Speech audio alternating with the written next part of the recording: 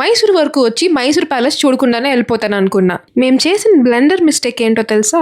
First Mysore చూసి తర్వాత టెంపుల్కి వెళ్ళాల్సింది. మేము బాగా తెలివి ఉపయోగించి ఫస్ట్ టెంపుల్కి వెళ్ళి తర్వాత మైసూర్కి వెళ్ళాం. అక్కడే 4 hours టైం అయిపోయింది. ఇంకొక 1 hourలో స్టార్ట్ అయితే కానీ మేము మళ్ళీ మా పీజీకి వెళ్ళిపోలేం. మాకు ఇక్కడ 2 ఆప్షన్లు ఉన్నాయి. నెంబర్ 1, ఈ 1 hourలో రెస్టారెంట్కి వెళ్ళి తింటూ ఎంజాయ్ చేయడం. నెంబర్ 2, ఫుడ్ని సాక్రిఫైస్ చేసి మైసూర్ ప్యాలెస్కి వెళ్ళడం.